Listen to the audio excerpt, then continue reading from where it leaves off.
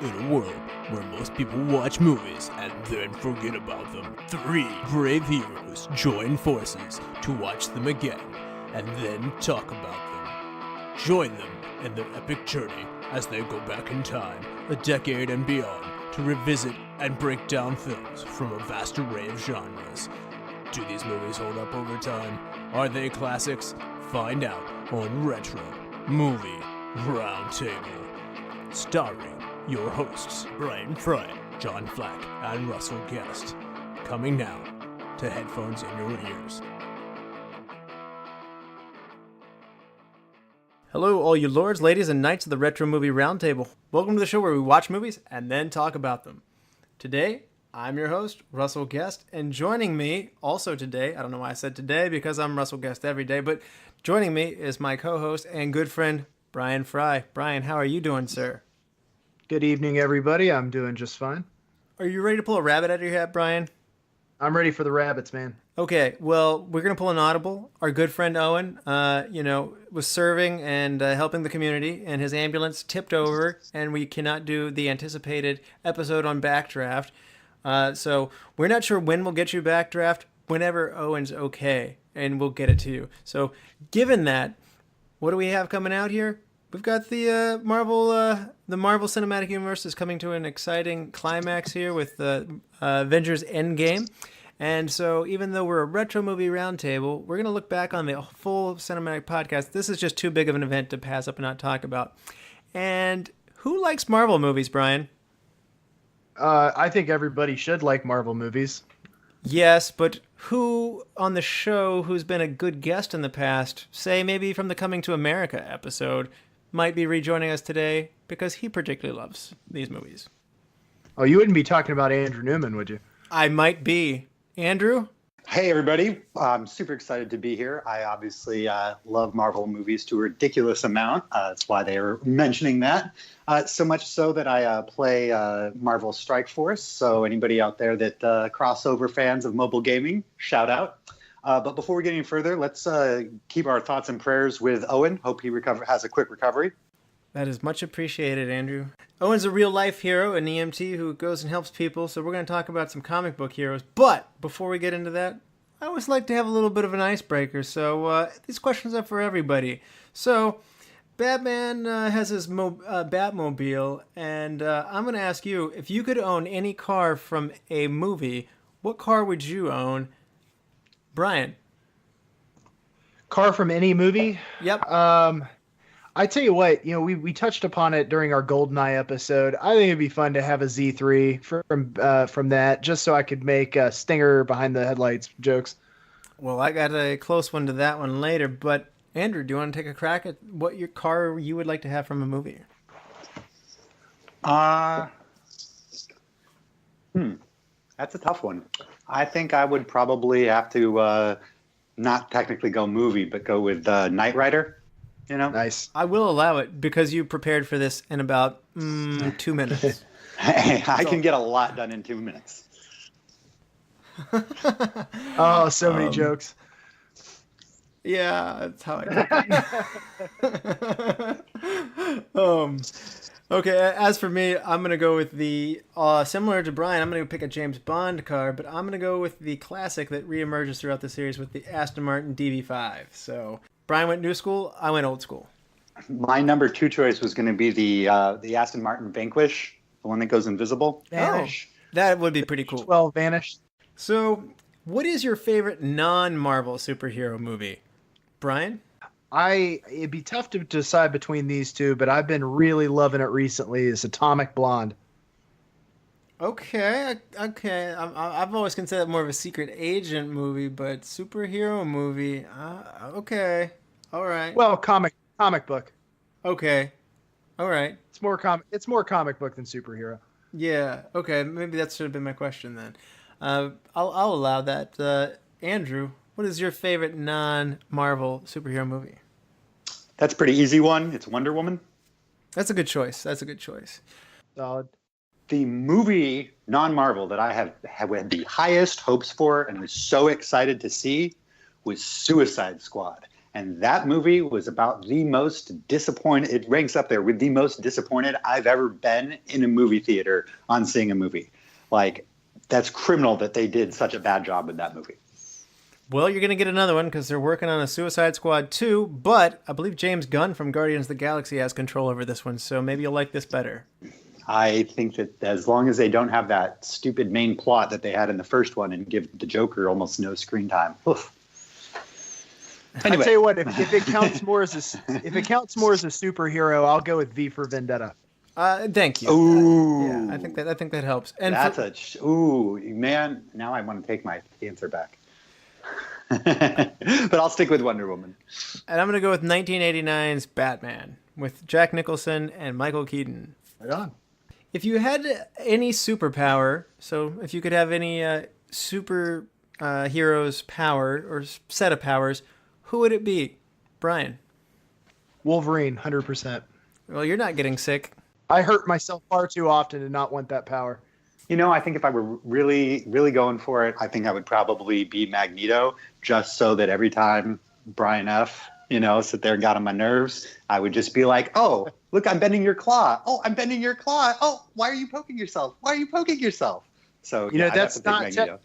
Yeah, but that's not part of his mutant power. So if I had Wolverine's powers, I wouldn't automatically get adamantium claws. Well, I'm going to go a similar thing. I'm not going to heal up quite as well as Wolverine, but I'm still going to get some extra healing. And I'm also going to take some super speed and some time travel to go with it. I'm going to take the Flash's powers. So, right on. See, you make 2 minutes seem slow. Oh, nice. So you would go Flash over Quicksilver? Yes, Bazinga. Okay. Yeah, Quicksilver cannot travel back in time. Am I right? Well, I don't know the answer to that, actually. We want to thank everybody who reaches out and gives us a rating and review on iTunes. That's very helpful to the show. And today we want to honor the people who have done that. So I wanted to read for you a review from you all to help us here at the show. So Big Man 715 says, it puts the podcast in your ear or else you get a boring afternoon of whatever TF you're going to listen to anyway. 5 stars. And then another one from Epic Awesomeness gives us 5 stars as well. I'm happy I found this podcast. I highly recommend. Great review for Mission Impossible, by the way. Good start. Can't wait to hear more. Some early response, and again, thank you for that, because that helps other people find the show. It's the number one thing you can do to help us. Well, let's get to some Avengers. All right. Let's get to some Marvel. All right, guys. So, are you in the mood for some rankings? Absolutely. All right. So we're going to rank some movies in the order that they came out with, just to refresh everybody's memories for what's at stake here. Iron Man from 2008, The Incredible Hulk from 2008, Iron Man 2 from 2010, Thor from 2011, Captain America, the First Avenger from 2011, Marvel's The Avengers from 2012, Iron Man 3 from 2013, Thor the Dark World from 2013, Captain America the Winter Soldier from 2014, Guardians of the Galaxy in 2014, Avengers Age of Ultron in 2015, Ant-Man in 2015, Captain America Civil War in 2016, Doctor Strange in 2016, Guardians of the Galaxy Volume 2 in 2017, Spider-Man Homecoming in 2017, Thor Ragnarok in 2017, Black Panther in 2018, and Avengers Infinity War in 2018, Ant-Man and the Wasp in 2018. This will all lead us up to the grand finale of the climax, I should say, of Avengers Endgame. Right on. Let's kick it off. We're gonna go around in a circle, and whenever the movie gets brought up for the third time, we'll talk about it briefly. I'm gonna kick this off and go with my number 21 movie, which is the bottom ranked one, Iron Man 2 from 2010. What about you, Brian? I'm gonna go with Thor: Dark World. Okay, that would be the second one. And what about you, Andrew? The Incredible Hulk for 21. Nice. So for 20, I'm gonna go with Doctor Strange. Ooh, looks like that's what we were looking for. Some reactions. I like that. So I didn't like that. The controversy begins. Oh yeah. What about you, Brian? I'm gonna go with Iron Man 2. Iron Man 2. That's the second instance of Iron Man 2. So, Andrew, what is your number 20 movie? Thor: Dark World. Okay, that's the second one on that. So for number 19, I have Thor: The Dark World. which means that we're going to pause and say why we all have this in our bottom 3. For me, this was a big disappointment, probably the biggest disappointment of any of them. I had high hopes because I really enjoyed the first Thor movie, which you'll see later. And man, this was a messy movie. Kat Dennings' character was all over the place in this. Natalie Portman's character just felt like it was like stapled on as an afterthought. The villain wasn't well done. We're in the bottom part for me. This is the part where I've actually got criticisms for some of these movies. So, what about you guys? I could agree with most of that. Thor: Dark World, it definitely lacked something, and there was a lot of it lacking, like the something. I don't think Thor really had a good enough identity built in yet, and I think that it was probably the roughest of all of the MCU movies. It was nearly Suicide Squad bad. It is like the jump we get, like basically in my mind from right here going forward, is that at least everything going forward from 19 on I consider to be good. Maybe not fantastic, but I'll at least rewatch all of the 19 movies going forward. If they're on, I'd have no problem watching any of them. Yeah, that's actually probably about my threshold as well. Like I think my bottom 3 I have real issues with. I'm going to make a point to go back and rewatch Dark World again because it's been that long since I've seen it. But I feel like they were still they were still putting together the bones of these characters, and that one was just a really rough cut. Well, while you're at it, why don't you go ahead and rewatch The Thin Red Line if you want to engage in self-torture? Yeah. Well, that one was bad. Well, let's go on. Bryan, what is your number 19 movie? My number 19 is going to be Hulk. The Incredible Hulk. Andrew, what is your number 19 movie? Iron Man 3. Okay. So I had 2 below 3. You've got 3 below 2. And this is going to kick off the number 18 movie round. And I'm going to say The Incredible Hulk, which means this is the second place movie that we've done now. Andrew, why did you had The Incredible Hulk rated at the lowest? Why? I saw it once. Didn't enjoy it. Didn't think it was very good. Don't consider it to be part of the Marvel Cinematic Universe. Wow. Even a little bit of Sam Jackson action at the end, not making it count for you. Not enough. Okay. Like maybe I need to go rewatch that run, but from what I remember, I just don't even count it. Okay. Like it's just one of those things where it's like, oh, that just didn't happen. You know, like sometimes all of society we just decide to agree that something didn't happen. I feel like that's what we do with that movie. Okay. Pretty much the same thing with Thor: Dark World too. And Bryan, why so low? Well, I definitely agree with it's rough to say it's part of the MCU, although it's, clearly it's Marvel, and there are some holdovers, which is good, from the movie. Most notably, and this is one of my quiet joys of the MCU, is I really liked William Hurt as General Ross. So that carries over into the Avengers movies, and I appreciated that. So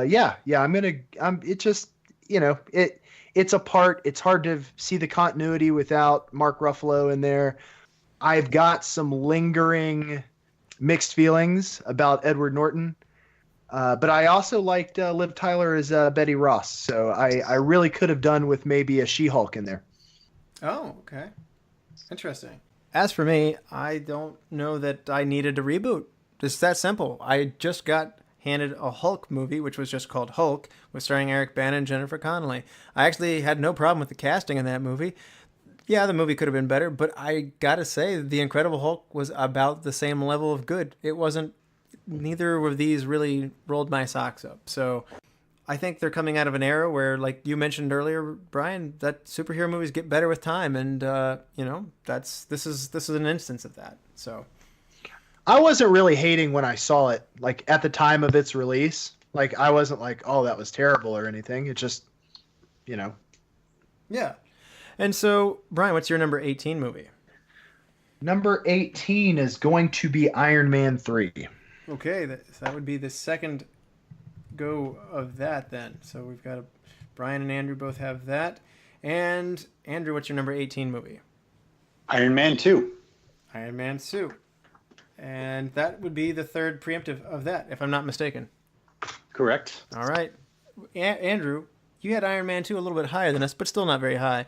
Why so high? I enjoyed the movie more than I enjoyed Iron Man 3. I just recently rewatched Iron Man 2, and it's fun. Like, I enjoyed the movie. It's got rewatchability for me.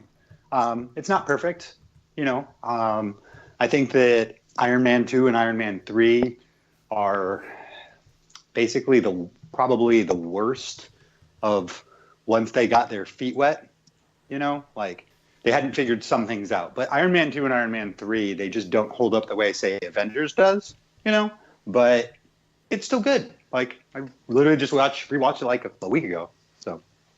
Okay. And Bryan, you had this one pretty low. Why so low? There are characters in the MCU that I would have rather seen get screen time than Tony Stark in 2 and 3. I think you probably could have had most of what happened in 2 and 3 happen in just an Iron Man 2 movie, and then maybe used Iron Man 3 for a Black Widow movie featuring Iron Man. Okay. And as for me, I just think Iron Man 2 has way too much going on. You have a Nick Fury movie emerging in this as the Avengers Initiative is introduced mid-movie. This can be handled through post-title sequence if need be. The villain is Whiplash is just not really dealt with very well. The casting of Rourke was fine, but then you have the Hammer Industry things, which is an interesting storyline in itself, but at the same time, there's just too much going on at one time, and this movie kind of hits that saturation part. So a lot of the problems I have with like Spider-Man 3, for instance, of just too many villains, too much stuff going on, this plagues Iron Man 2 for me, and that's why I have it at the bottom of my MCU countdown. You don't want to be in the same class with Spider-Man 3. No, you don't. My number 17 movie is going to be Iron Man 3, and it's now time to talk about it. I actually liked Iron Man 3, and this is kind of the part of the countdown for me where it just goes like, these are now good movies. So I'm not like pooping on Iron Man 3. I really like the kid in there, how Tony Stark is humbled and has to rebuild himself up through it. The Mandarin storyline, I could take or leave that part, but I like the part at the end with all the Iron Man suits activated, and I just thought that was fun. So, yeah, we're now in good territory for me. What about you guys? You guys had this a little lower than me. Andrew, you've had this in bad territory. Yeah, but like I said, only my bottom two that I have in bad territory. Okay. This is Iron Man 3 just because it's 19. That means that all it means is that the other 18 movies are better, right? Okay. Yep. So I'd rewatch Iron Man 3 if let me put it this way. If I come over to somebody's house and they're like, crack a beer, Iron Man 3's on, and I'm 15 minutes into it, I'm not going to be like, oh, I'll put on something else. If Thor Dark World's on, I'm probably going to be like, yeah, why are you watching that? So we're pretty in alignment. It's amazing, actually. The only outlier right now is I have Doctor Strange way lower than you guys as we head into the... Shame. Yeah, it's pretty crazy how low you have Strange. Man, I'm really surprised that hasn't come out for anybody else yet. But we'll continue. At number it's going to be a while. Yeah, man, you're going to be waiting. At number 17, what do you have, Bryan? My number 17 movie is Thor. Thor. Okay, wow. Okay, so you're just not a big fan of the Thor series, it looks like. Oh, no, not at all. I would say as a collection, he's with him and Iron Man are the only two that got 3 solo movies. So Nope. Captain did, because it's Captain America Civil War. I know you want to count. I know you don't count it, but it is. I know. I always think of that as an Avengers movie. Or another Iron Man movie. Yeah, that's fair. Okay, so no, I am super low on Thor Dark World. The first Thor movie was fine. Like we've already stipulated, we're just sort of splitting hairs on some of these in terms of their rankings, but it was also an early, rougher movie. And when you see what the MCU eventually became, it's hard to go back and watch Iron Man 1 and Thor because they learned over time and made these movies better. And so when you go back and watch, it's almost like, man, I love that movie when I saw it originally, but this other one was so much better. You know what I mean? Okay. Yeah. Okay. I too have Thor at 17. So we've got 2 for Thor, and I'm going to make you guys wait a little bit of time on that one. So back at you. And so for my number 16, I have Avengers Infinity War. So 16 you said was what? My number 16 movie is Avengers Infinity War. Shame. Yeah. Shame. This is interesting, Russ. Okay. You know, you've got a thing going. I think Andrew and I are probably going to line up pretty well, but you're going to be the talking point. Well, let's get moving then. Okay. Okay. 16, Bryan. My number 16 is going to be Ant-Man and the Wasp. Okay. And Bryan, and Andrew, what is your number 16? Iron Man. Iron Man. Wow. Okay. Yeah. So I'm detecting that Andrew, not an Iron Man fan because, well, the math already adds up. I mean, Again, Iron Man, good movie. And it's just that I have the other movies ranked above it. But also, Iron Man gets more screen time in all of the other movies. And quite frankly, I think he's better in lots of the other movies than he actually is in the Iron Man movies. Okay. I will say that having 3 movies, Iron Man did get a little old for me. He is probably the character that diminished in my appreciation of him the most in the MCU movies. It's not just that. He takes a big front seat in the Avengers movies, and he's even in Spider-Man Homecoming quite a bit. And Civil War. I mean, Civil War is almost like Iron Man 4. Yeah, I get a lot of jet lag on Iron Man over the course of the MCU. So this actually brings me to my number 15 movie, because we're done with the number 16 round, correct? Correct. So the number 15 movie I have is Captain America Civil War. Shame. We're about to have a Civil War. Yeah. Wow. We need to start playing some Guns N' Roses. Man, I'm getting the gist that Andrew and I's lists are no longer adding up. We started off in stride, but I'm getting scolded here. But this is how I feel. But I'll tell you more on that later. And apparently it's going to be much later. But Bryan, go. What's your number 15? My number 15 is going to be Iron Man. Oh, wow. Oh, man. Well, then I will be holding you guys up for a while. I think we're going to invert some things. And Andrew, what's your number 15? Avengers 2, so Age of Ultron. Age of Ultron. First for that one. That's going to kick off the number 14 round. And I've got Avengers Age of Ultron myself here. So that's the second one. So I'm actually pretty similar in line with you on that. And Bryan, what's your number 14? My number 14 is going to be Ant-Man. Ant-Man. The first Ant-Man, so that's going to be the first count of that. Andrew, what's your number 14? Avengers. Oh, wow. With the original Avengers. That concludes round 14. As we go into round 13, I'm going to chalk up a second one to Ant-Man and the Wasp. And Bryan, what's your number 13 movie? My number 13 is going to be Spider-Man Homecoming. Oh, Andrew, give him one of those shames. No, I have the exact same ranking. Oh, zing. Oh, no. Well, that's interesting. Yeah, have you not noticed how lockstep Frye and I seem to be? Yeah, you guys... Other than Ant-Man and the Wasp, other than the Ant-Man movies, I have them a little bit higher than him. Great minds think alike, I guess. Yeah. Well, or Frye just got lucky. We now enter the number 12 round, and I'm going to come in with the first count of Guardians of the Galaxy Volume 2. Russ, I'm going to second you on that, and I also have Guardians of the Galaxy Volume 2 in my number 12 spot. So we're back to agreeing. Bryan, what's your number 12? I'm going to go with Ultron now. Age of Ultron, and that is the third count. And Bryan, you had it the highest. Tell us why it's good. So here's the thing. I like the ensemble movies. The more superheroes I get, I think they've done the best job I've seen in film with dealing with that many personalities and fitting them all together. I think they've built a terrific puzzle, fitting these characters in various movies to really give a wide breadth of character development across 22 movies.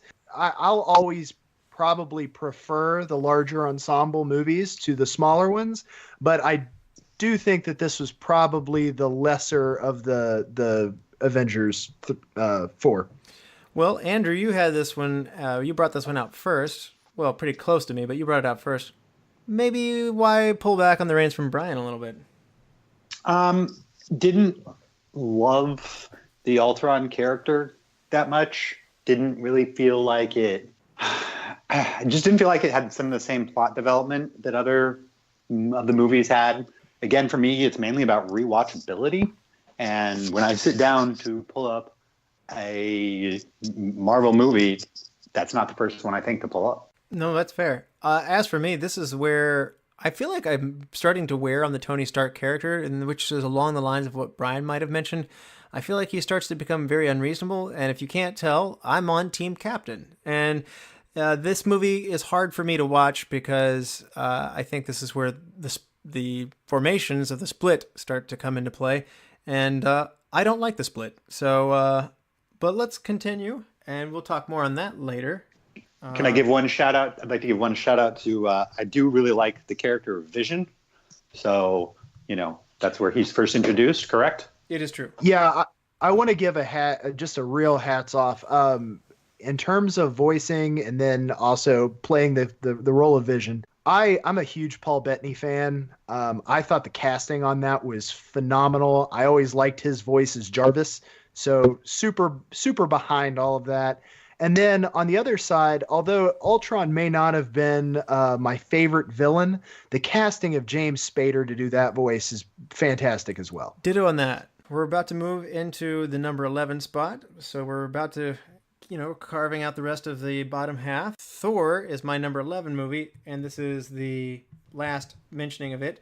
Now, Bryan, you brought this out first. Why no to Thor, or why so low on Thor? Well, I'll go back to what we kind of discussed with Iron Man. These movies came out early, and when you have to make a list like this, where you're really saying I'm putting this above that, I think the older the movie is, the more likely you'll see it toward the bottom of my rankings. That's no disrespect to Thor or Hemsworth, or it's not saying anything bad about him. It's just early, and this movie wasn't as funny in comparison. This one it was just back there. Well, sorry, Andrew, you were pretty much stride with about the time that you brought this one out. Why low on Thor? One of the things is the stilted speech of the Asgardians. Okay. This obviously changes in a movie that we will get to later on in this, and they don't have Thor talking like he's trying to do a Shakespeare impression. Okay. That's a good point. No, okay. So the diction's... Yeah, but I enjoy Thor. It's still a good movie. It's just that if I'm going to sit down and watch a Marvel movie, I have 16 movies I'd rather watch first. Well, I had it at 11, so I had it up the highest. And so for me, I just like the prodigal son story. I like that he's a spoiled brat. I love Anthony Hopkins, by the way. And I like how he's cast out and how he basically learns humility by being here on Earth and being a fish out of water. I do think there's some humor to be had from that fish out of water concept. I love the Sword in the Stone parallels with the hammer. And I really like Thor's origin. And as I mentioned before, when I said Thor the Dark World just disappointed me, part of that just comes from I was really happy with Thor. I went in with no expectations, having seen the character drawn and rendered before, and maybe playing Ultimate Alliance and Marvel. I never liked Thor. I thought he was stupid. He had this winged helmet thing, and I didn't get the hammer thing. And so for me, one of the reasons I appreciate this movie is probably a little more than you guys do. They took a character who I said, this character is bad. It's really not a good character, and I don't want to see a movie of him. And then I saw the movie, and I was just like, whoa, this is way better than I ever realized. I take back many things. And so for me, it changed my perspective of the character. I also want to say one good thing about Thor and one bad thing about Thor. I thought that out of all the MCU movies, that having the Destroyer be the main antagonist that he has to overcome at the end was probably the weakest of all the MCU movies. But that being said, it also introduced one of my favorite characters, or what became one of my favorite characters, because I never really thought heads or tails of them before, and that's Hawkeye. So, Russ, I just wanted to address one thing you said on not liking Thor as the character before that. Did you never see Adventures in Babysitting? I might have, but it would have been like when I was like 5 or something like that, or 6. So not sure. Like it would have been on for my sister at some point, and I'm not sure that I did see it, to be honest with you. So good question. We might need to put an earmark on that for a future show. Maybe. Brian, what is your number 11? My number 11 will be Doctor Strange.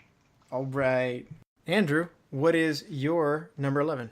The first Captain America movie. That's the first strike for that. Just to recap before we move into each of our top 10, Doctor Strange has 2 strikes on it, as well as Ant-Man and Guardians of the Galaxy Volume 2. And then I was the sole outlier for Captain America Civil War and Avengers Infinity War, with giving those their first strike as well. As we move into the top 10, I'm going to kick us off here with Captain Marvel. Brian? I'm going to go with the first Avengers. Okay, that's 2 for that. Andrew? 10. Ant-Man and the Wasp.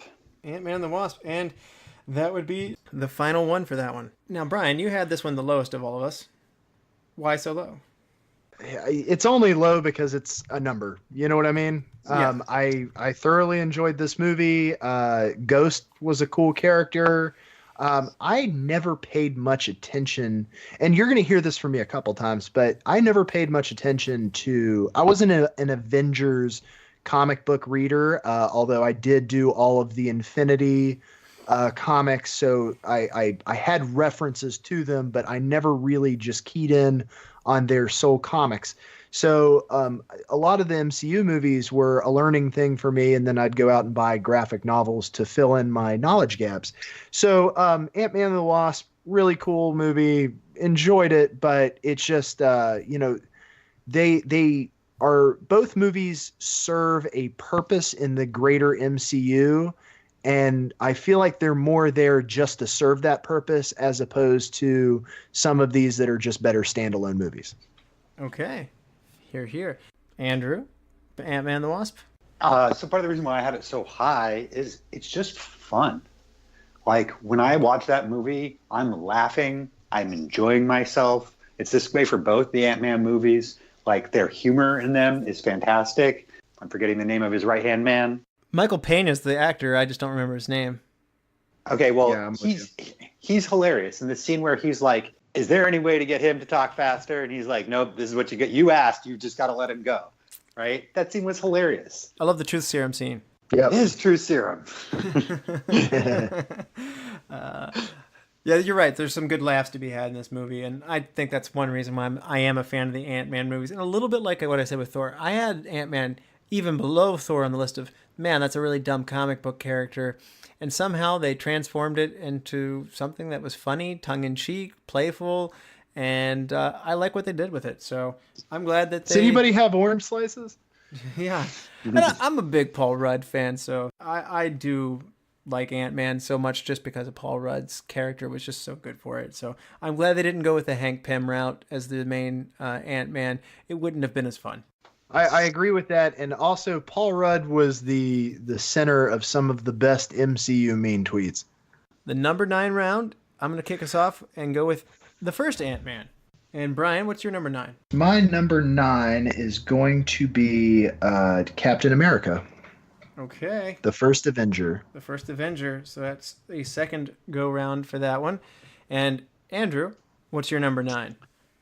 Ant-Man. We just talked about Ant-Man. Let's talk about him again because that's going to complete it. Andrew, you had him the highest here at number 9. I was so surprised how good that movie was because the character wasn't somebody who was nearly as common.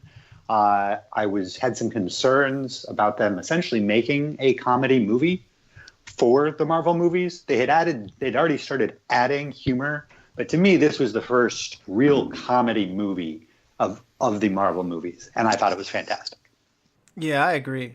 It was just a really nice... I think they kept the genre from getting stale with Ant-Man. I think, as you mentioned, Guardians of the Galaxy and Ant-Man changed the pace, and if we had kept getting more Iron Man and Thor and Captain America, this may not have made it as far down the road as it has. So I'm with you. Some levity has gone a long way to making the MCU a much more fun place. And if DC, and I like the DC comic book characters, but if DC movies could learn anything from the MCU, it's we like to have fun with our characters. So We don't need all brooding all the time, and Ant-Man shows us that. What do you think about that, Brian? Can I say one more thing real quick? I want to say one thing about Paul Rudd that I was waiting on Ant-Man 2 to get to the first Ant-Man to say it, is he first started out on Friends as marrying Phoebe, and that's what I really first remembered him from. And he basically looks the same in Ant-Man as he does from a show that ended almost 20 years ago. Like, that dude doesn't age. I agree. He's one of those guys that looks the same forever. So, Brian, where do you stand on Ant-Man? I know I had it the lowest, but I don't really mean any disrespect to this. The first time I remember seeing Paul Rudd was actually in 1996's Romeo and Juliet. He plays Paris. So that was kind of the first. I need to rewatch that. That was my first introduction to Paul Rudd. I only have nice things to say about this movie. Andrew's spot on. It is funny. I'll kind of copy and paste what I said for Ant-Man 2. I do believe that the Ant-Man movies, they have a purpose, and it's not really the character specific, but to build for later movies, which is probably, having that segue kind of feeling to them is probably why I have them a little lower. But again, nothing but good things to say about it. Corey Stoll as Yellow Jacket. I'm a big fan of his. He was a great villain, and the toy train sequence is one of the funniest things I've ever seen. I mean, that's going to be a classic scene from this, and I would say it's probably top 5 for the entire MCU in terms of scenes. I loved it. It was great. Totally agree. Definitely a top 5. Okay, so as we move into round number 8 now, I'm going to kick us off with Black Panther. First strike against Black Panther. Brian, what's your number 8 movie? My number 8 is going to be Captain Marvel. That would be the second instance of that. Andrew, what's your number 8? Do you really need to ask, Brian, what's my number 8? Oh, Captain Marvel? You and I's lists are that close. Oh, that's funny. We have. That's what I'm saying is, like, did we write this? Other than the Ant-Man and Wasp, basically our lists have been almost the exact same. I will say this, that I also play the Marvel Strike Force game. Andrew introduced it to me, and I've gotten fairly hooked on it. So Marvel is something that he and I discuss quite a bit, although not specifically MCU. It is something that we go back and forth on a lot. I'm really glad that I had Captain Marvel the lowest, but it by no means is a slight to the movie. It's actually the one that I've seen the most recent. I just recently saw this so I could get caught up and ready for Endgame. So love it. I really liked her story. It is not at all what the comic book had done with the character, with the male Captain Marvel, then passing his powers on to Ms. Marvel, and then Captain Marvel dying and her taking on the mantle.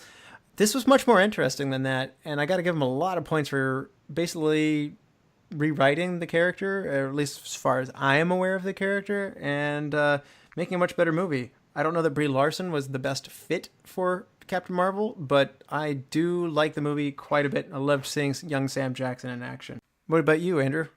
The young Sam Jackson, basically that movie is half a Sam Jackson origin story movie, right?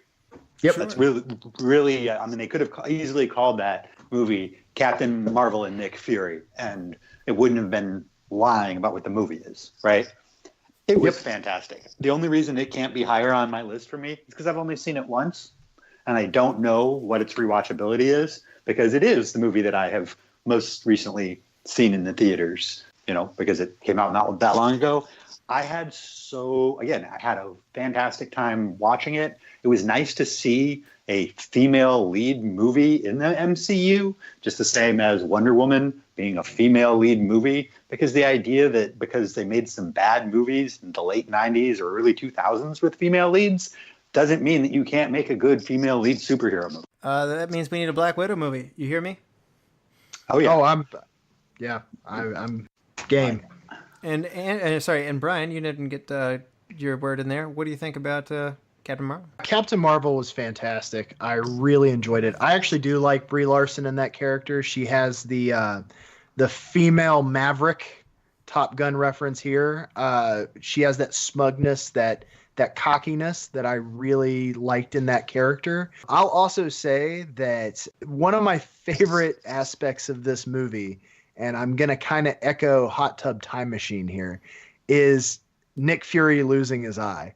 Like they tease it the entire show. Like you're just always sitting there thinking, you're going to lose that eye. That eye's coming out.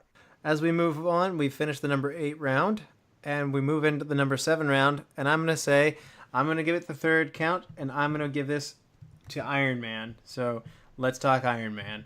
Andrew, you gave it the lowest rating of all.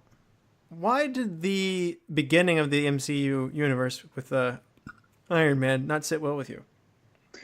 I think that the movies just got so much better, and also it's the power creep issue that really diminishes rewatchability of Iron Man. Iron Man's suit in Iron Man 1 basically puts him closer to the level of one of the Defenders, as opposed to what he is by, Infinity War. He's just so much stronger. I mean, we're not even like Iron Man would get destroyed by Iron Man from Infinity War. Current. Well, yeah, right? Tony Stark's a genius, and he keeps upgrading the suit. Which is one of the most fun things to watch in the MCU is the continual upgrade of Iron Man. He even made a Hulk suit. And Spider-Man suit. Yes, that is. Yeah. That's Iron Spider. Brian, where do you stand on Iron Man, the first? When I saw it, I was like, this is going to be a thing. Like, it was the first MCU movie. Like, if you understand my qualification there. I remember leaving the theater with nothing but giddy excitement and hope, because that's exactly what needed to happen. Like, if that movie had flopped, we would not have what we have now. And because it didn't, because it was stellar, we get what we have now. But it is the epitome of the look at what we've got and how good it is. Like, that was the framework for it. So I don't mean to put it as low as I have it. It's just that they made so many improvements over something that was great that now we have what we have. I just wanted to echo one thing on that. Is I totally agree that movie and my number 3 choice are the two movies that basically were required to work for this entire big thing to work. So Iron Man was fantastic on kicking it off. And that's why I can't take it any lower than 7, which I feel like it's still too low. But the fact that much of this is due to the good work that Iron Man did in the beginning. I love the early story, being in the Middle East in order to escape a terrorist situation, which honestly, they updated the story really well. It's actually a Vietnam story in the comic books, and they turned it into a modern day Middle Eastern conflict very effectively. And they brought in modern day issues of sales of weapons into it. And so it was updated really, really well. I love Iron Man. In the first one, I don't like the character Tony Stark as the series evolves, but here in this first movie, he's probably at his most likable, and that's why it's working for me here. As we continue with the number 7 round, Brian, I believe you are next. And my number 7 movie is going to be Black Panther. That would be the second go round for Black Panther. And Andrew, what's your number 7? Doctor Strange. All right, it's now time. You're the last. Now, why do you like it so much? I think it's really well done. I think that Benedict Cumberbatch does a great job of playing the role.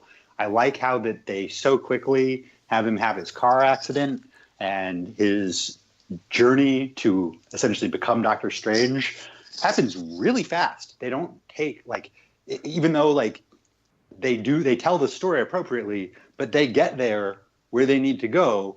And I've watched that movie probably 30 times, at least, I want to say. And, I enjoy it every time. I like Tilda Swinton. Yeah. I think she does a fantastic job. I really like Wong. Mm-hmm. Yep. I would say probably the worst character is, I don't totally think that the actor that played Mordo nailed it. Okay. But he gets a little too whiny for me with Strange, and like that was the only part of it that didn't quite hit, probably why it's 7 as opposed to like 5. Okay. And I'm going to sandwich the bad in with the good, Bryan. So I'm going to go next and say I just did not like Doctor Strange. This is my number 20 movie, and I have this in the bad category. I don't like the character. His prickly personality is worse than Tony Stark's for my mind. He's just not enjoyable to watch. I don't particularly like the casting of Cumberbatch. I don't like the cape. I don't like Tilda Swinton at all. I thought, that was supposed to be an Asian old man. So I don't know. I with magic, the problem is anything's possible, and it's like the ultimate cop-out. In comics, characters that use magic, whether it be DC or Marvel, you use them to basically paint yourself out of corners. So DC has Dr. Fate and the Spectre and the Phantom Stranger and Zatanna, and then in Marvel you've got certainly Doctor Strange and a few other characters. Magic, to me, some people say Superman or Captain Marvel might be too strong, but to me, Doctor Strange is too strong. It's just, the stakes are so low. Anything can be undone. I actually think that you would like Strange better if you had more of his comic book story added onto it. There are times where he has to basically mortgage his soul to attain enough power to do things. There's a lot more there are a lot more rules to what he can and can't do than is really painted out in the MCU. And he, the Time Stone, it really builds on how powerful the Infinity Gauntlet is. When you see, like, obviously he has abilities that allow for certain things, but that's because he's a wielder of an Infinity Stone. If you really want to go into probably the least utilized powerful character, the one that they really didn't do justice on their abilities concerning an Infinity Stone, is going to be Vision. Like, I feel like the reason you don't get the gravity of how powerful Strange is with that stone is because they undersold Vision. Well, like I said, even in the comic book world, this is just not my character, and I think that that's a hard thing for me to get around. And whereas Ant-Man and Thor, these movies turned it around for me, somehow this movie just made me like Doctor Strange even less. But that's just me. And I think it is just me. And as we head into the number 6 round, I'm going to start us off with Thor Ragnarok. Bryan, what is your number 6 movie? My number 6 movie is going to be Infinity War. That would be number 2. Long overdue in my book. But Andrew, what is your number 6? Black Panther. Black Panther. Okay, that's the third one on that one.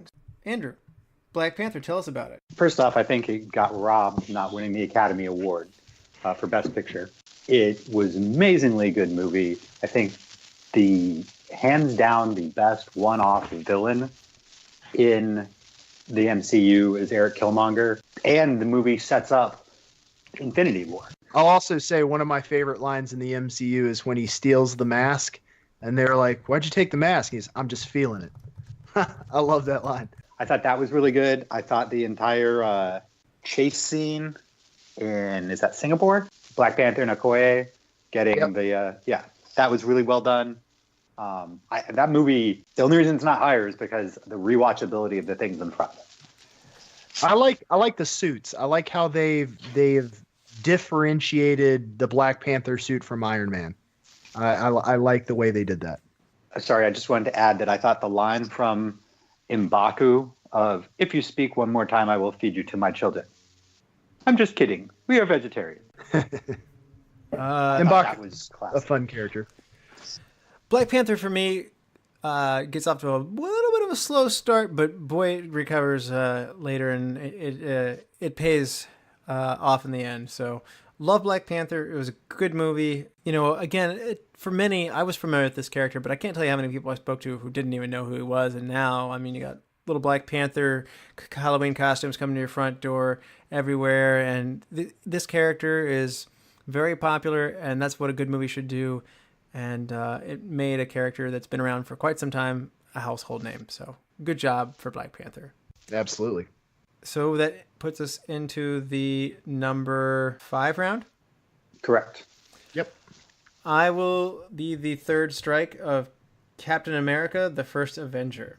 So I have this up considerably higher than you guys, so we'll sandwich me in there. Andrew threw this one out first. So, Andrew, why so low? I really like this movie. Again, I watched this movie probably 2 weeks ago. I've seen it probably 15, 20 times. It's just that rewatchability. It kind of drags in the middle compared to some of the things in front of it.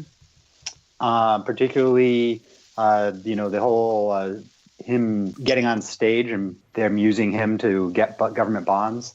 That whole thing kind of moved a little slow for me. Okay, so a little bit of slowness in the middle. For me, I love the World War II setting. I really like the inspiring story of the little skinny guy who, fights against the odds, wants to help, do his thing. I just find the story of Captain America to be very inspiring. And again, Captain's my favorite, and so it all started here. I think the groundwork for other interesting plot points comes into play too, through his character Bucky Barnes in this, and we got a good villain in Red Skull. I almost wish we could have seen more Red Skull through this.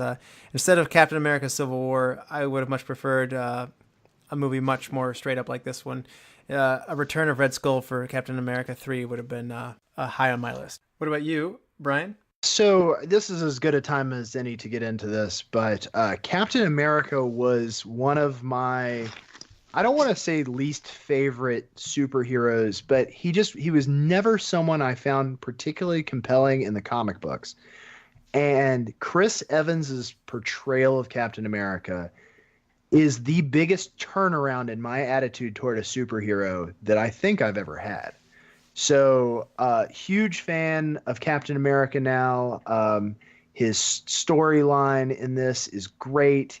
I can't say enough good things about Chris Evans's portrayal of Captain America. Nice.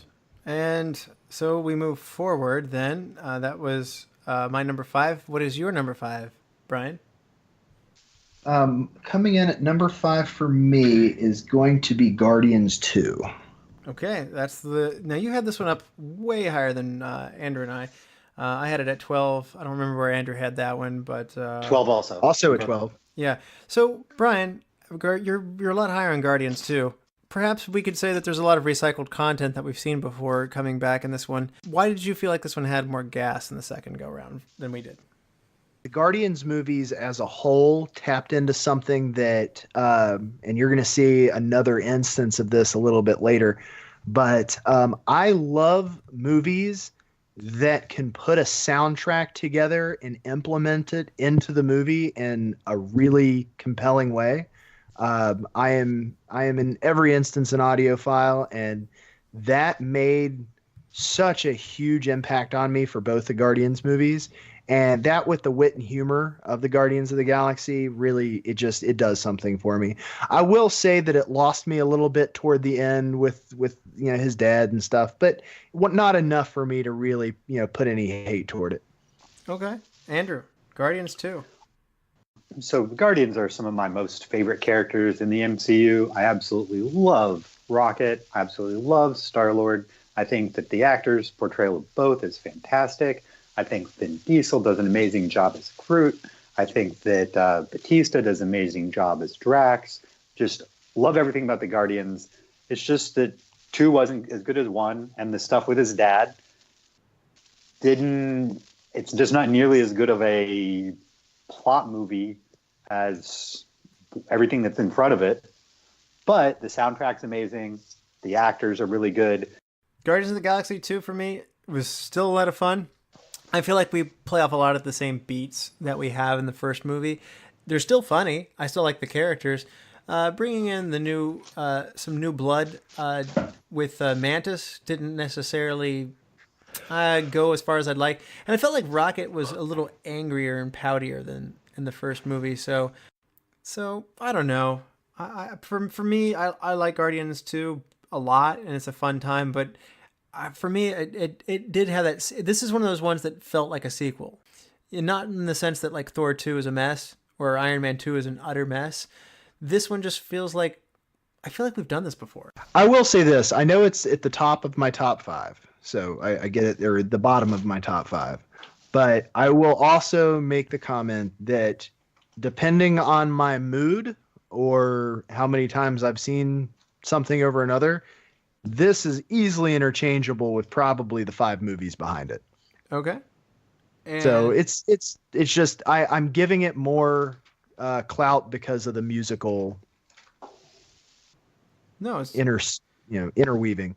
Yeah, I'll agree and say that from 5 to 13 for me was tough.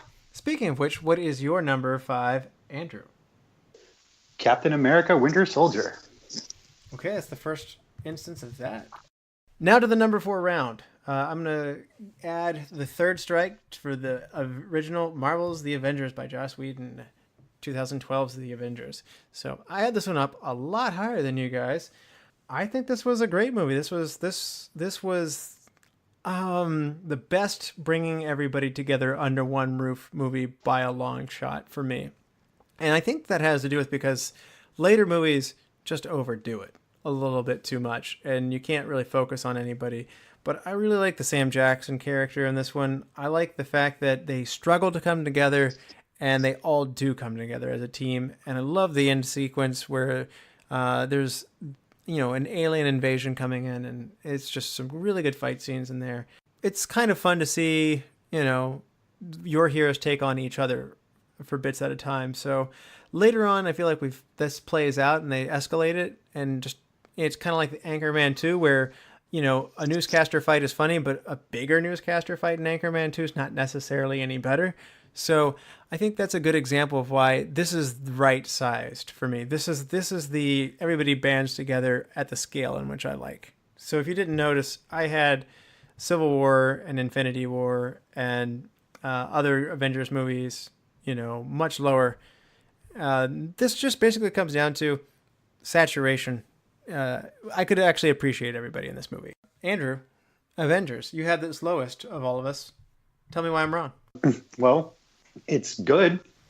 So, it's not a bad movie. It's just that the other movies are better. And I disagree about the saturation. I think that what they do in the other movies is they do such a great job of fitting so many people in that, quite frankly, when I watched the Avengers, I probably could use a little bit more, it's a good movie. I love Loki. Can we agree that we haven't given any Loki love yet? Oh, I was getting there. Yeah, he definitely deserves some. But it just, again, if I'm going to sit down and I'm going to rewatch one of these movies, that ain't going to be it. Okay, that is fair. And Bryan, where do you stand on the Avengers? So, like I said earlier, I've gotten spoiled. More heroes. Give me more heroes. I'm the antithesis of your point, Russell. I love having more is better, and it's funny after seeing movies like Infinity War and Civil War, I've gotten just so spoiled, and now I've got to admit I feel like it's going to be an uphill battle to really sit down and enjoy the next Spider-Man movie because it's going to be a step back in terms of scale. And yeah, like I said, I'm just spoiled by it. Obviously, Avengers was a fantastically witty movie. I love Tony Stark making fun of everybody. I love him calling out the dude on the bridge of the helicarrier for playing Galaga. It's a fun movie. I'm not going to hate it at all by any means. And the whole Coulson piece and Tom Hiddleston is a fantastic good guy, bad guy, good guy, bad guy. Every part the trickster. Awesome. Well, we move forward from here. And Bryan, what is your number 4 movie? My number 4 movie is Thor Ragnarok. Okay, that's 2 for that. And Andrew, what is your number 4 movie? Thor Ragnarok. You guys are so aligned. Andrew, tell us why Bryan thinks this. Because that movie completely flipped Thor around. Look where we have the other Thor movies ranked. And this we have ranked as number 4. That movie is fantastic. It's fantastic what it does with the Hulk. it gives Hulk so much. Like with Bruce Banner's character, when he goes from being Hulk to Bruce Banner, it's like, wait, what? It's been 2 years? What are you telling me? And he's like, we finally get some good Banner screen time for like 20 minutes. And I think Mark Ruffalo does an amazing job. Like the scene where he goes, why are Tony's pants so tight? Yeah. Also soundtrack. I feel like they took all of their successes from Guardians of the Galaxy and really put it toward Thor, and it made such a remarkable improvement. The whole monologue he has when he's in chains at the very beginning of the movie. Oh no, they caught Thor! Like that was hilarious. The Immigrant Song was a great piece of this. Really, in terms of talk about foreshadowing. It was just such a fun movie. Valkyrie is so much fun. Just this drunk avenging angel kind of character. This was a really fun movie. When I left the theater, it was my favorite Marvel movie at the time. Great villain too. Cate Blanchett being Hela was really good villain. And I like Thor. I like the supernatural, Greek kind of mythology influences that come into here, or I guess Norse mythology. But it really feels like it's come into play here better. I love Jeff Goldblum as the Grandmaster. Yeah. All right, if you could, yeah. Why'd you bring me the melting stick? This isn't a melting stick thing. Yeah, Jeff Goldblum really makes this a lot of fun, and just like the nature and the conflict between Thor and Hulk. It's just that's the most fun I've had with Hulk at any point. So, are you Thor, God of Hammers? Yeah, that was actually what I was going to bring up next. Yes, I love that. Yeah. So anyway, nothing but I think it was a visually interesting movie, much in the same way that I praise movies like Atomic Blonde for soundtrack and visuals, cinematography. I had a blast with Thor Ragnarok.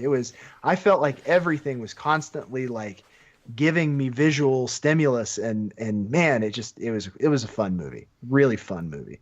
And it really moved the plot along a lot, too. As we move on to the number 3 round, I'm going to kick us off with the first go-round of Guardians of the Galaxy. Brian, where are you at your number 3 movie? My number 3 is Winter Soldier. Okay, that's the second for that. Andrew, what is your number 3?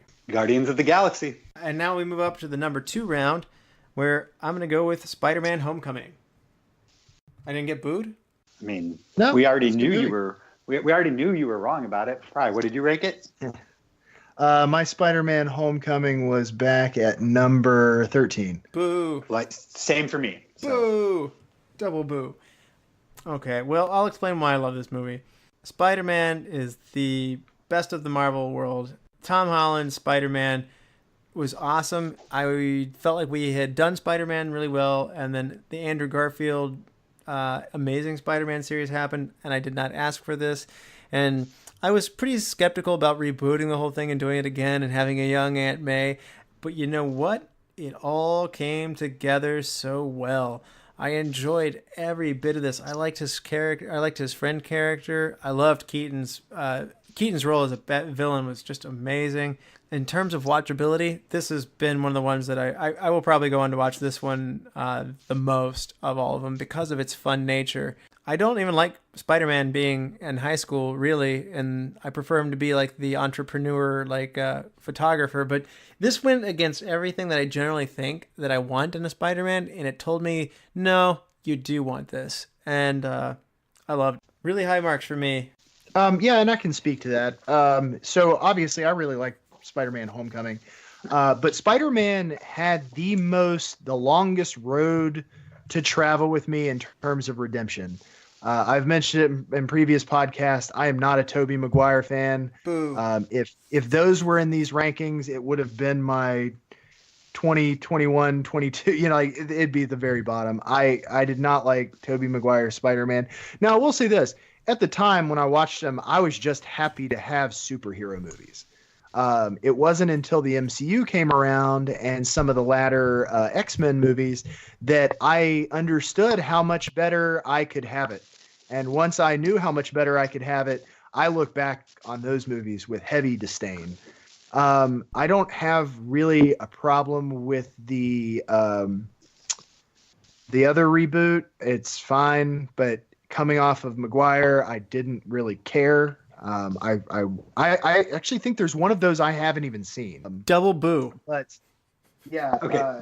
Spider-Man 3 is awful. The dance scene is one of the worst things to happen in cinematic history. But back to my point, Tom Holland turned Spider-Man around for me. I was a big comic book Maximum Carnage fan. Like I said, Tobey Maguire set Spider-Man back decades for me.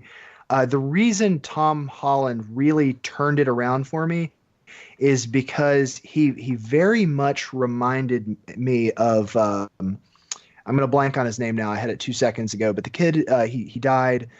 He played Chekhov. There's so much promise there. And his portrayal of Spider-Man is heartwarming. Anton Yelchin. Anton Yelchin. Yeah. So, it's just, he flipped a 180 for me on Spider-Man, really redeemed the character. Obviously it's not the character's fault who's played him in the past. It made Spider-Man accessible to me again, but it's deeper on my list. One, because they dropped that solo movie. I know Iron Man's kind of in it, but they dropped a solo movie in the midst of all of this yummy group movies that I was really eating up at the time. And two, because Spider-Man did have a little ways to go in terms of redeeming my like of the character. Okay. Andrew, any thoughts on this one? Or did Bryan cover it all? I'll just say I liked it. It was fun, and he really does a fantastic job. I think we can all agree that they picked an amazing actor to play it. He pulls it off in every movie he's in. He does a great job. So. Okay. And so, Bryan, what is your number 2? Here Resides My Guardians 1. All right. That would be the last mentioning of it. So tell us why Guardians of the Galaxy so great. So I'm not going to rehash everything I had said previously about music. That stands. The other thing I really like about it is how well it diversified itself from Avengers in terms of a group forming. Like, you didn't have background movies for these as individuals. They went right for it. They showed you how they got together. They showed you how they bonded. And not having any sort of formula to the MCU movies is what really makes the series as a whole so compelling, because they don't really prescribe to a certain thing. If you remember, like, the 90s Batman movies, there always had to be 2 villains. And literally there was a formula to it. And they have really gone away from that heavily, because not even the villains in MCU movies necessarily stay villains. And it's one of the things that I've really appreciated about the MCU. Interesting. Well, Andrew, what are your thoughts on the Guardians? So this, to me, was the other movie other than Iron Man that its success is most important for where we've gotten to today.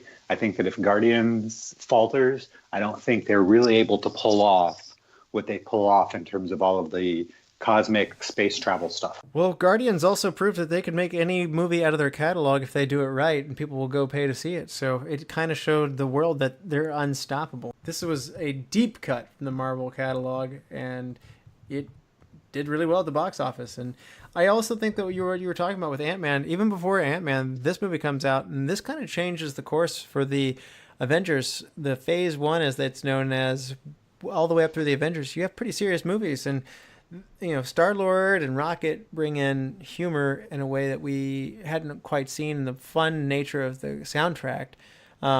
There's a tone shift for the MCU, and I have it at number 3, but even at number 3, it feels low to me. It's so good. That was Bryan's number 2. What is your number 2? Captain America: Civil War. That is still the second mentioning on that one. We still have an outline. Bryan, did you miss one? Nope. Okay. All right. Tried to squeeze it out of him, but I didn't. All right. So as we move then onto the number 1 slot, is that right? All right, Farva's number one. What do we got? Captain America Winter Soldier. This is the third mentioning of it. This is my favorite one. I mean, to me, this shows that I love that Captain America is directed by his moral compass. Even when the system falters around him, he'll stand up for good.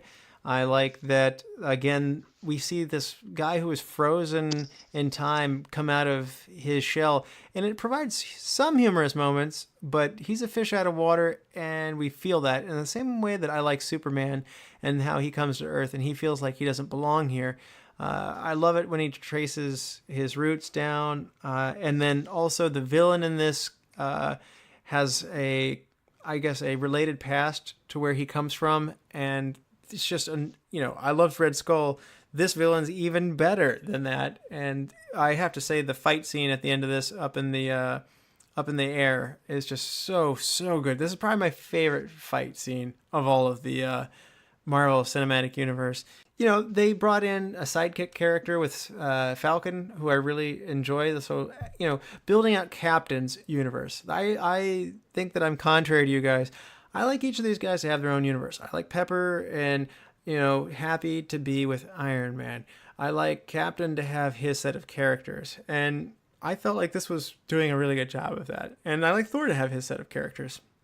When it all comes together, it doesn't go together as well for me. I'm not going to belabor that point, but to me... Yeah, I think we've already covered that one. But to me, this is the thing that checks all the boxes and just gets it so right. This is a 5-star movie for me. As far as Winter Soldier goes, I had it as my number 3. I didn't realize until it was announced, and I was craving another Captain America movie. I already discussed how, Chris Evans really did something for me in terms of making Captain America compelling. And then I saw this, and I was like, yes, more of this, much more of this. And then you add Sebastian Stan as Winter Soldier, and all of a sudden, someone that I had given zero thought about basically ever becomes a character that I want more of too. So, only great things to say. Captain America's line of movies are my favorite. He, in the same way that Tony Stark and Iron Man started to weigh on me, inverse reaction to Captain America. Nice. Andrew? I think this movie is really, really great on how they're introducing Bucky Barnes, how we find out everything that's going on with Hydra, still infiltrating S.H.I.E.L.D. Just lots of good stuff here. It was number 5 for me, so I think we're all in the same boat that we have it at the top of the, we all view it in very high regard in the MCU. I also am we get our first introduction to Crossbones, so I know that makes Frye happy. Yeah. Also another character I'd never really given any thought to until this. So, Bryan, what is your number 1 movie? My number 1 is Captain America Civil War. As you mentioned, more is more, and this is more, so anything more to add? This was the most more to date. Paul Rudd's introduction to an Avengers team was fantastic. The moral dilemmas really played out on every character's face in facing one another. I love the standoff at the airport. That was fantastic. You really start to get Tom Holland's movie knowledge involved, which was hilarious. The wits and one-liners were still just flying. I love Sebastian Stan and Mackie's back and forth of sort of hate camaraderie. I thought that was super enjoyable. I only found out a couple days ago that they were going to get their own series called Falcon and Winter Soldier. Super excited for that. That was like a Christmas present. So I'm all in. I had this movie number 2, so obviously I viewed it very, very high regard. Also, the fight scene that we get at the airport in Germany is just phenomenal. The fact that the bad guy it makes sense, right? As a one-off, that what he's doing is based on what's happened in other movies, right? How they have affected his life. And so he plots to take down the Avengers. I just thought that was really, really well done. The jokes, the fight scenes.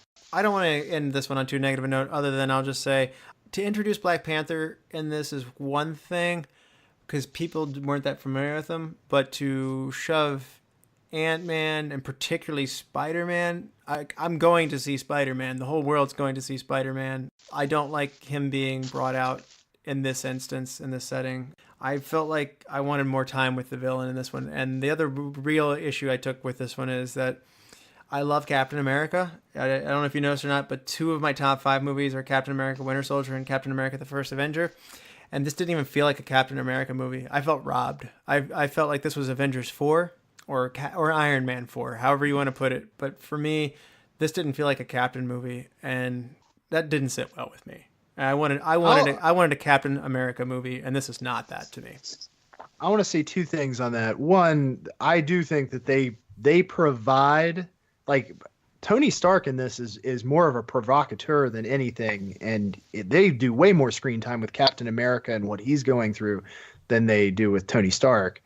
The other thing I'll say on this is that this is a gold ribbon reason how MCU has done a good job at making a complex movie and where DC is wildly inefficient doing a too much movie. I think that some of your criticisms are founded. They could have had a smoother transition for some of these characters coming in, but that's so far down my list that it took you saying it for me to even really consider it. And that's fine. Like I said, I'm probably I probably hold Captain America up on too much of a pedestal that I want him on his own. And, give me some Falcon, maybe a little bit of Nick Fury, maybe a little bit of put a Hawkeye in there if you need to. So Russ, on that, the game Marvel Strike Force that we play, one of my favorite things in the game is using Winter Soldier and having him kill Captain America. Just brings a smile to my face every single time. Oh no, Russ, just so you know, Andrew takes a very Chad standpoint on Marvel Strike Force. Well, he's very villain centric. Oh no, I don't know. Outside of my Guardians, I do like my Guardians. Which brings us to Andrew. Bring it home. What's your number one, Andrew? Infinity War, and I'm gonna kick Infinity War off with my favorite quote of all of the MCU. The boyfriend. I prefer Titan-killing long-term booty call. Let her go. Boom. Chris Pratt just nailed it with that one quote right there. Hands down, best quote of all the movies for me. Okay. Yep, that's good. Well, Infinity War for me, and I did not want to end the show on these negative notes, and I apologize. It's just how the ball bounces. We won't. I'll say something more, but you go. Okay. It's just really depressing and long. It's one long, sad trudge through. I mean, like, oftentimes, like, the middle movie of a trilogy will be a bit of a downer, but this is just it's down from the start. It's down at the get-go. It pulls at your tear cords. I didn't necessarily cry in this one, but it's not a feel-good movie. And actually, the fact that you said you like villains in your video game is now starting to make sense with why you have this up so high. Without giving too much away, this just there's many things in this that just it's not a fun watch for me. It's got a really good battle scene in Wakanda, but again, it's 2.5 hours long, and I still feel like I'm not getting the characters I want. I'm stuck watching Thanos do a bunch of stuff that I don't like the whole time. Okay. Yeah, sorry. This is in my bottom quarter. So, Bryan. Obviously, there's more in this one as well. I had it a little bit lower because I've enjoyed some of the other more ones more, and if you can take that as a compliment, I don't really have any bad. I mean, I've been looking forward to this forever. There are very few full series that I was collecting back in the 80s and 90s, and this was Infinity Gauntlet and Infinity War were both ones that I was in with. One of my most tragic cuts for Infinity War was not having Adam Warlock. They alluded to him in Guardians 2, and then they decided not to introduce him. I personally think that was a mistake. I have no complaints with how it went off, but Infinity War was fantastic. I don't really have any negative points on that. So why I had this movie so high is because this has been building towards this. It's fantastically done. And it's the same reason why everybody views Empire Strikes Back as an amazing movie. That movie's a bit of a downer too, right? It's my least favorite of the trilogy, though. Are you serious? Yeah, by a lot. Oh, wow. To me, it's the number one movie in this whole series, probably. Well, this explains why this happened. But go on. So I just think that Infinity War gives us so much. I think that the scene on Titan is just really well done. I love the interaction between the Guardians and Tony Stark. I love when they first all come in at each other and he goes, "Let me ask you one time, what master do you serve?" What, am I supposed to say Jesus? Like, that whole scene is well done because they're in the middle of fighting, but yet they're still getting off good, witty one-liners. Well, so much good. Well, real quick before we head out, who is your MVP or best casting, I should say, of the MCU? Andrew. It's probably Scarlett Johansson. She just was the perfect person to take that role, and I don't really think that they could have picked anybody better or anybody that could have done as good a job with it consistently. And do you have a runner-up? Probably Robert Downey Jr. for Iron Man. He pulls that off really well. Ooh, you know what? Actually, I think I kind of want to change my answer now to Vin Diesel as Groot. Okay. That's yep. I think he had the easiest job in all of the MCU. Yeah, I think his paycheck is immensely disproportionate to the amount of effort he put in compared to others. But get that money, Vin. Bryan, what about you? Who's your MVP? I don't think that these movies would have been nearly as successful or compelling without the duo of Chris Evans and Robert Downey Jr. So I'm purposefully not going to mention them because they are the linchpin, the key, if you will, to the MCU. So I'm just going to go with people I really enjoyed and wasn't expecting to. I'm going to give my MVP to Jeremy Renner as Hawkeye. He immensely entertaining for as little screen time as he got. Wait, you gave your MVP to Jeremy Renner? Yeah, okay. I'm going to give my MVP to Jeremy Renner. That's your award, man? I'm doing this because I want to intentionally get a little outside of the box, or maybe very far outside of the box. But he shed light and made a character that I didn't have any, really much feeling for one way or the other. Into somebody that I was craving to see more. And his story, for how well that they were able to plug him in and give him both character development and really some depth. I just hats off to him for how well they did that. My runner-up's going to be Tom Hiddleston. Oh, wow. As Loki. I don't know if anybody in the MCU really did as much shenaniganry as Tom Hiddleston did in all these movies, and still ended up being just a fun, enjoyable character. His portrayal of Loki was fantastic. Sorry, but again, purposefully going outside of the box. My MVP's not outside the box. It's Chris Evans. I think I've professed my enjoyment for Captain America, and my runner-up is going to be Sam Jackson. Love him as Nick Fury. And then I think we all have to give a nod to Stan Lee because he made this all possible with his brilliant mind. Certainly. Andrew, we really want to thank you for coming on the show. Thank you, man, for counting down and making me feel bad about my picks, man. That's always fun.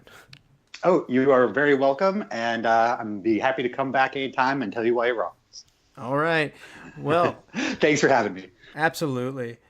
Bryan, it's been fun. This was a impromptu episode. We thought it'd be a shorty, but Andrew came in, and you know what? We gave everybody.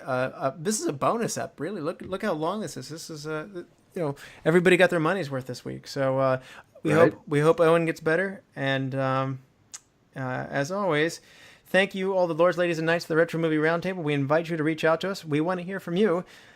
Please, as mentioned before, subscribe, rate, and review to the show on iTunes, Spotify, Stitcher, wherever you get your podcast.